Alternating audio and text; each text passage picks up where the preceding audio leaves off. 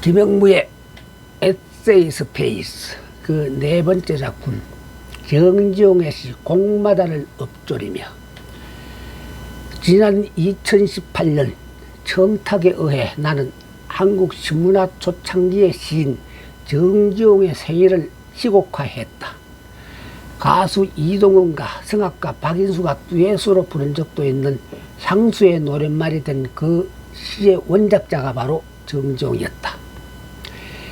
1988년에 납북 내지 월북 작가들의 작품에 대한 해금 조치가 시행되기까지 정지용이란 그 이름은 함부로 거론조차 될 수가 없었다.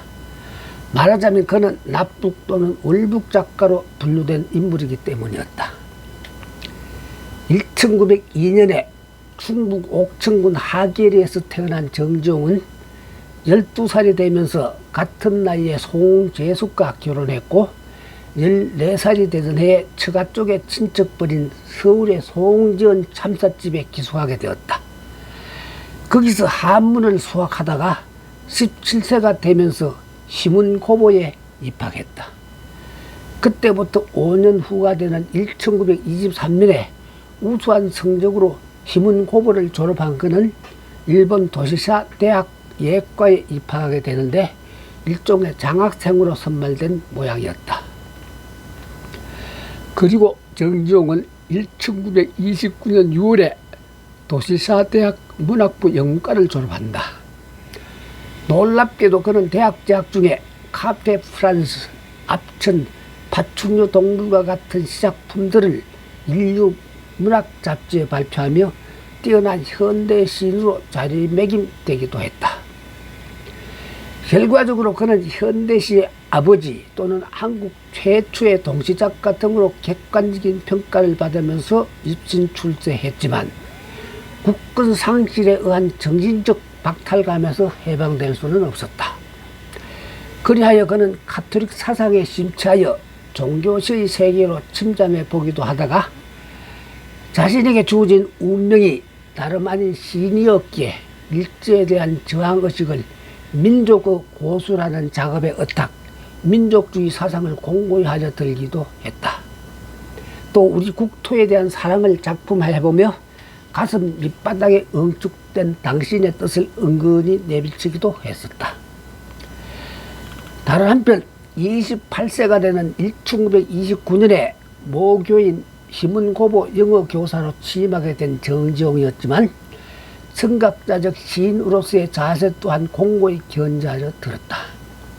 그리하여 1939년 8월에 창간된 잡지 문장의 시부문 심사위원을 맡아 훗날 한국의 대표적 시인들로 자리매김되는 박두진, 박목을, 조지훈 등과 같은 청록파와 이한직, 박남수, 김종한 등과 같은 유능한 시인들을 발굴해냈다. 물론 정지용은 각종 언론 매체 기획문 등을 발표하면서 산문에 대한 애정 또한 저버리지 않았는데 농조로 그는 희문고보 1년 후배이자 단편소설가로 두각을 나타낸 이태준의 산문에서 라이벌 의식을 느꼈다는 말까지도 남겼다. 이었고 1945년 8.15 광복을 맞이하면서 그는 이화여대 교수가 되었고 그 이듬해에 경향신문사가 설립되자 편집 주간으로 취임, 사설을 담당하게 되면서 노골적으로 백범 선생에 대한 존경심을 피력하기도 했다. 동시에 그는 미국에서 귀국한 이승만 박사와 정치 노선을 같이 하는 한민당, 즉 한국민주당 등에 대해서는 비판적인 논설도 게재했다. 일제에 부역했던 자들까지 포용하는 그들의 정책에 대한 거부감의 표현이었다. 그렇게 되다 정지용은 점차 자경사상가로 몰리게 되었고 이른바 민족 진영의 젊은 비평가들도 정지용 작품의 부정적 측면만을 거론하기에 이르렀다.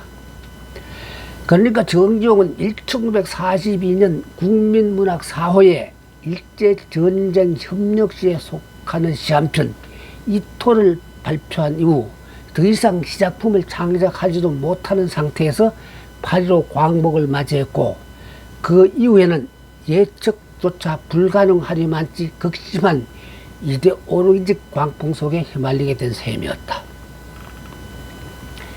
냉정한 입장에서 보았을 때 정지용은 평범한 민족주의자로 국토 분단을 막아보려 했던 백범 김구 선생을 추앙했던 일개 문례 불과했었다.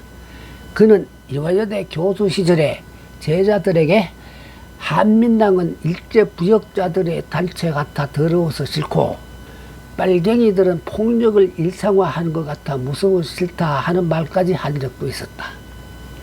어쨌거나 정지용은 6.25 전쟁 중에도 피난을 가지 못한 채 서울에 남아있다가 납북되었고 그 이후 그의 행적은 오리무중에 빠져들었다.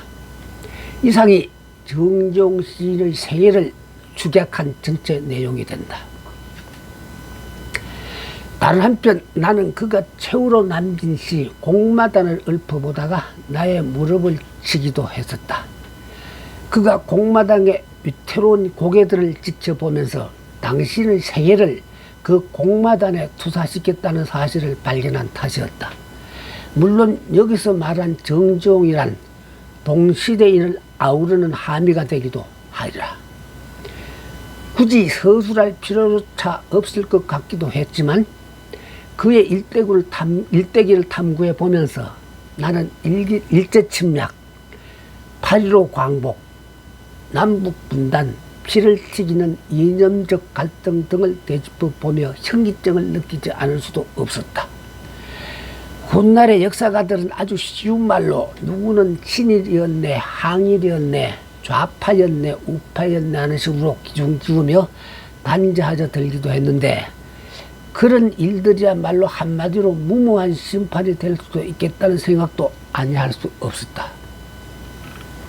이를테면 약소국가의 여러 국민들은 불시에 마치 괴력과도 같은 정체불명의 파워로부터 무조건적 선택을 강요받기 마련이었는데 선택의 결과는 또 전혀 알 수 없는 것들이었다. 마치 공마단의 놀이처럼 아슬아슬한 시비극적 상황들이라 아니할 수 없을 것 같았다. 그리하여 나는 작품 속에서 정지용으로 하여금 다음과 같은 대사를 치게 했다.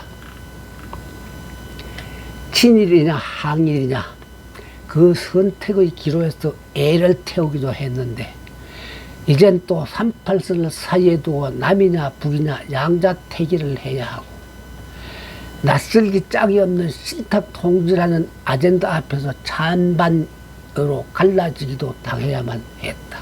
게다가 공산주의와 자유민주주의라는 기로 앞에서 선택을 강요당하기도 하는데 하하하 어느 편이 삶의 길이 되고 어느 편의 죽음의 길인지 과연 어느 누가 올바른 점을 칠 수가 있단 말인가. 하하하.